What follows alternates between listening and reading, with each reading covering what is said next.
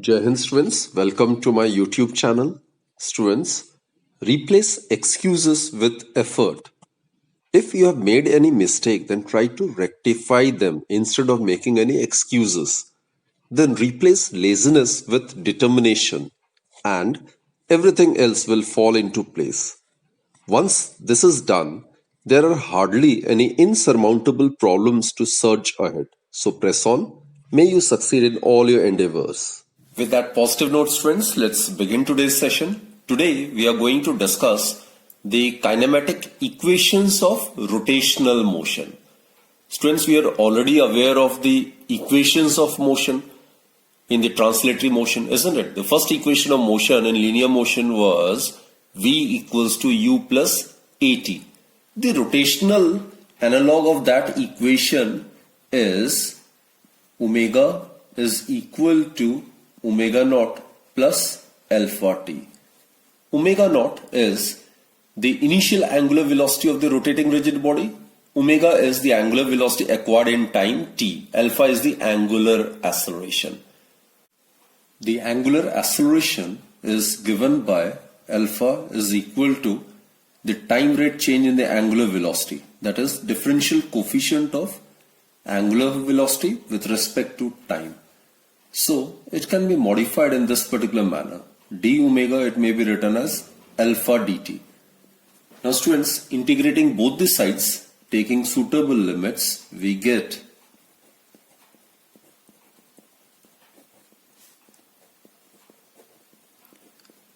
on the left hand side, we will be having integration of d omega. And the limits would be the initial angular velocity and the final limit would be the final angular velocity, which are considered to be omega naught and omega respectively. It is equal to alpha, as I stated earlier. These are the equations which are valid for accelerations which are uniform or constant, right? Uniform angular acceleration. So U alpha being constant, it can be taken outside the integration. So it will be integration of dt. Limits would be from 0 to t. Initially at t equals to 0, the initial angular velocity is omega naught. And after the elapse of time t, the body acquires a final angular velocity omega. So now let's integrate it. Integration of d omega would be omega. Lower limit is omega naught, upper limit is omega. Integration dt is t. So now upper limit minus lower limit. So that will give us omega minus omega naught is equal to alpha t minus 0. That is omega minus omega naught is equal to alpha t. Or the final angular speed of the body after time t, it's given by initial angular speed plus alpha multiplied by t. This is the first rotational equation of motion. It is the rotational analog of V equals to U plus AT. So this is the relationship between the angular velocity and time. Alpha is the angular acceleration. Now the second rotational equation, students. It is the rotational analog of S equals to ut plus half at square. In place of linear displacement, here we will be having angular displacement. In place of u, it will be initial angular velocity, right? In place of linear acceleration, we'll have angular acceleration. So this is the equation which we need to mathematically justify. Theta is equal to omega naught t plus half alpha t square. Theta is the angular displacement which the body has traversed during time t. So we know that angular velocity,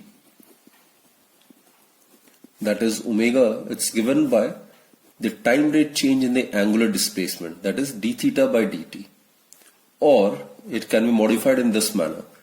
D theta is equal to omega dt, right? So on integrating we get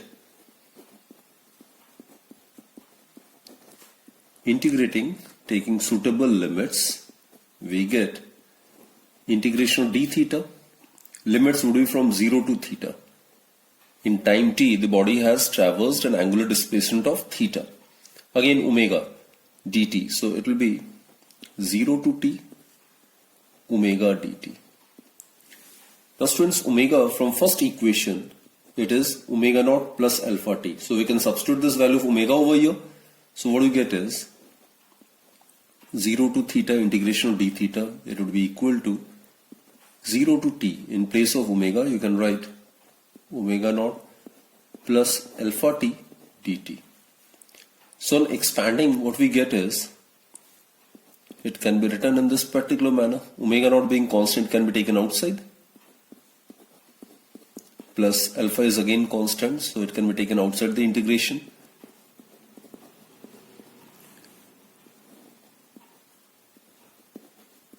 Okay, integration of theta, integration of d theta is theta, right?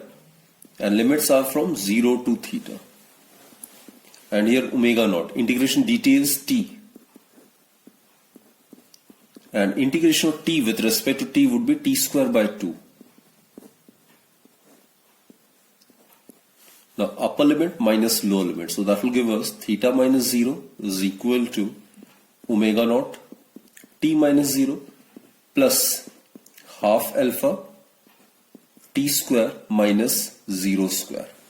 So what we get is theta is equal to omega naught t plus half alpha t square. Students, this is the second rotational equation of motion. It is also known as the angular displacement time relationship. As I stated, it is the rotational analog of S equals to ut plus half at square. Now the third equation. The third equation of the rotational motion is omega square minus omega naught square is equal to twice alpha theta. This equation actually is the rotational analog of v square minus u square is equal to 2as. So in order to derive this expression, let's start with the angular acceleration. We are aware that the angular acceleration of a body, that is alpha, it's given by the time rate change in the angular velocity of the body, right? So we can modify this term. What we can do is, we can multiply and divide by d theta and then rearrange the terms and then can write in this particular manner. Simply what I've done is, I have divided and multiplied by d theta. So this becomes d omega divided by d theta into d theta by dt is angular velocity of the body. It is the time rate change in the angular displacement which will give us the angular velocity of the body. On further rearranging the terms, what we get is omega d omega is equal to alpha d theta, right? Now let's integrate it taking suitable limits. So integrating by taking suitable limits, we get integration of omega d omega. Limits obviously would be the initial angular velocity and final angular velocity of the body. Here we are integrating with respect to theta, so the limits would be from 0 to theta. Integration of omega with respect to omega is omega square by 2. Limits are from omega naught to omega. Alpha being constant, it can be taken outside the integration. Integration of d theta is theta. Okay. Now upper limit minus lower limit. Half being constant, it can be taken outside. So upper limit minus lower limit is equal to alpha, again theta minus 0. So that becomes omega square minus omega naught square is equal to, cross multiply it, so we get twice alpha theta. So this is, students, the third kinematic equation of rotational motion. It is the rotational analog of v square minus u square is equal to 2as. Actually, it is also known as the angular displacement and the angular velocity relationship. So these are the three kinematic equations of rotational motion which we have discussed and mathematically verified. Now students, before we discuss the laws of rotational motion, let's discuss some basic facts which we have discussed during the laws of motion, laws of translatory motion, right? We are very much aware that any body in this universe tends to remain in its state of rest or of uniform motion along a straight line until and unless it is acted upon by some external unbalanced force, isn't it? So what I mean to say is that a force is required to produce a given acceleration in a body. So in linear motion, the greater the mass of the body, the greater is the measure of its inertia, isn't it? So students, in the rotational motion, a torque is required to produce angular acceleration in a body. In other words, a body cannot change by itself its state of rotational motion. If the body is at rest, it will remain at rest. And if a body is in uniform rotational motion about its fixed axis of rotation, then it will remain in uniform rotational motion about that axis until and unless it is compelled to change its state by the action of some external torque, right? And we have discussed this inability or property of a body is called rotational inertia or moment of inertia. So basically, moment of inertia, as we have discussed, it plays the same role in rotational motion as is played by mass in linear motion, right? So larger the value of moment of inertia of a body, more is the rotational inertia of the body. So the first law of rotational motion deals with the moment of inertia, that is the rotational inertia of the body. So accordingly, the first law of rotational motion states that a body in the state of rest or uniform rotational motion about its fixed axis of rotation remains unchanged until and unless an external torque is applied to it. It is the statement which is analog of the Newton's first law of motion. Now let's discuss the second law of rotational motion. Students, we are aware that the external force applied on a body in translatory motion is directly proportional to the time rate change in the linear momentum of the body. And the change in the momentum of the body always takes place along the direction of the force applied. And that was in the case of translatory motion, right? Now here in the rotational motion, the term angular momentum, it plays the same role in rotational motion as linear momentum does in translatory motion. And in rotational motion, torque, it plays the same role as force does in the translatory motion. So the second law of rotational motion states that the time rate change in the angular momentum of a body, right, that is dl by dt. It is the differential coefficient of angular momentum with respect to time. It is equal to the external torque. And the change in the angular momentum, it always takes place along the direction of the torque applied. So in the vector form, it is given by tau vector is equal to dl vector by dt. This is the time rate change in the angular momentum of a body about a fixed axis of rotation. So it is directly proportional to the torque applied. And the change in the angular momentum, it obviously takes place along the direction of the torque. So this is the mathematical form of the second law of rotational motion. Now students, it can be further modified. We know that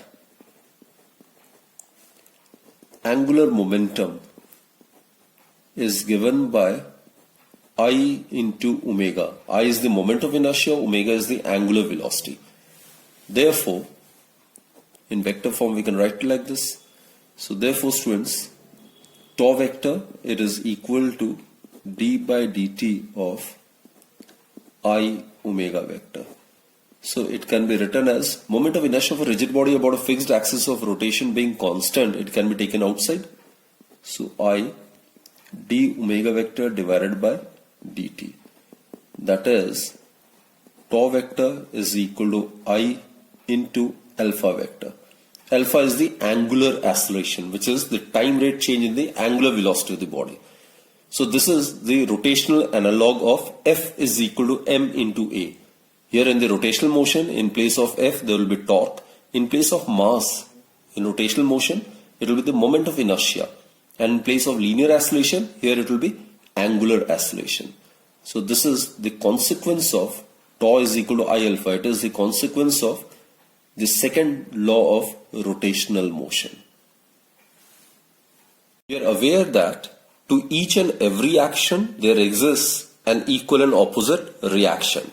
Now students, try to understand the rotational analog of the above said statement. It is, to every external torque applied, there must be an equal and opposite reactional torque. This statement can be alternatively stated as, when a torque is applied by one body on another, then an equal and opposite torque is applied by the latter on the former body about the same axis of rotation. So this is actually the third law of rotational motion. So these three are collectively known as laws of rotational motion. Now students, let us discuss a very important topic, which is the comparison of linear and rotational motions. Actually, we'll be dealing with the analogous parameters in translational and rotational motions. Let's start with the first physical quantity. In the translatory motion, mass, it gives the measure of the inertness of the body, isn't it? The same role is played by moment of inertia in the rotational motion. It is moment of inertia. As you are aware, it is denoted by a capital letter I. This mass is known as translational inertia, while moment of inertia, it is known as rotational inertia. And students, moment of inertia and mass, they are related by this relation. We are aware of it. I equals to 1 to n mi ri square, isn't it? This is the relation that exists between moment of inertia and the mass. The moment of inertia in rotational motion plays the same role as mass does in translatory motion. Okay, second, linear displacement.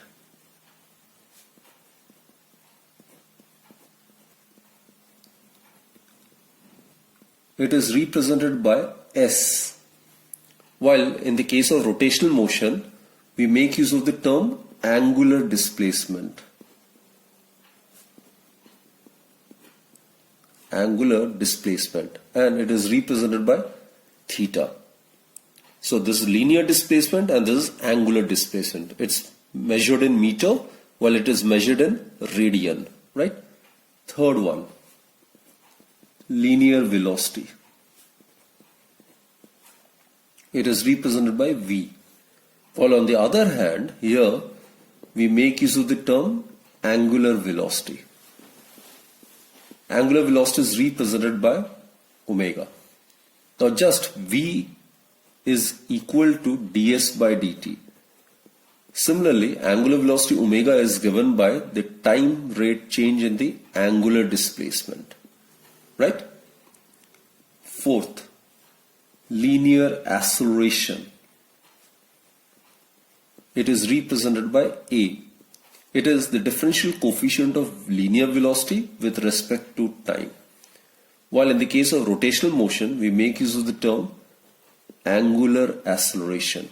That is represented by alpha. And it is the time rate change in the angular velocity of the body, which is the differential coefficient of omega with respect to time. Then student comes linear momentum. Linear momentum. As we are aware, it is given by P, and the formula for the linear momentum is mass into velocity. In the rotational motion, the analogous term is angular momentum. We represent angular momentum by capital letter L, and in place of mass, we will write moment of inertia. And in place of linear velocity, we will write angular velocity. So that becomes the formula for the angular momentum, right? Now sixth, here we are aware if no external force acts, then the linear momentum is conserved. So that is known as conservation of linear momentum. That is, we are aware F it's equal to dp by dt. So if no external force acts on a system, let's write it in the vector form, then the momentum of the body or the system is conserved or constant. Similarly, students, in the case of rotational motion, in place of force, it will be torque. In place of linear momentum, it will be angular momentum. So torque is given by the time rate change in the angular momentum. So here, if no external torque acts on a system, then the angular momentum of the system is constant. So it is basically the law of conservation of angular momentum, right? So here we make use of the term force, which is mass into linear acceleration. In the rotational motion, the same role which force plays in the translatory motion is played by torque. It is represented by tau. In place of mass, it will be moment of inertia. In place of linear acceleration, it will be angular acceleration. So that's the relationship between torque, moment of inertia, and angular acceleration, right? Then students, impulse.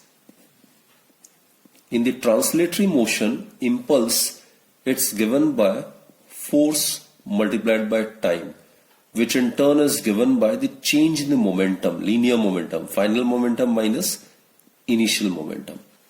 While in the rotational motion, impulse is given by torque multiplied by time, and it is given by the change in the angular momentum, that is final angular momentum minus initial angular momentum, right? Then students, work done. In the case of translatory motion, work done is force into displacement, provided the body get displaced along the direction of the force applied. And the small amount of work done, it's given by F ds. This is for small displacement ds of the body along the direction of the force applied. In the case of rotational motion, the work done is given by, in place of F, it will be torque, and in place of linear displacement, it will be angular displacement theta. And the small amount of work done in rotational motion, it's given by tau d theta, right? D theta is the small angular displacement of the body under consideration. Then students, in the translatory motion, we have discussed power. It's the rate of doing work, isn't it? And it is given by force multiplied by velocity. While in rotational motion, the power is given by, in place of force, it will be torque, and in place of linear velocity, it will be angular velocity. Clear? Then students, we have discussed kinetic energy. So, translational kinetic energy is translational kinetic energy. It is given by half mv square. Here, we'll make use of rotational, the term rotational kinetic energy. Rotational kinetic energy. And it will be half, in place of mass, it will be I, which is moment of inertia. In place of linear velocity, it will be angular velocity. So rotational kinetic energy is half I omega square. Clear? Then 12th. Students, just now we have discussed the equations of motion, right? Let me first write down the equations of translational motion. Let us first write down or discuss the equations of translational motion. These equations are, first one is V is equal to U plus AT, isn't it?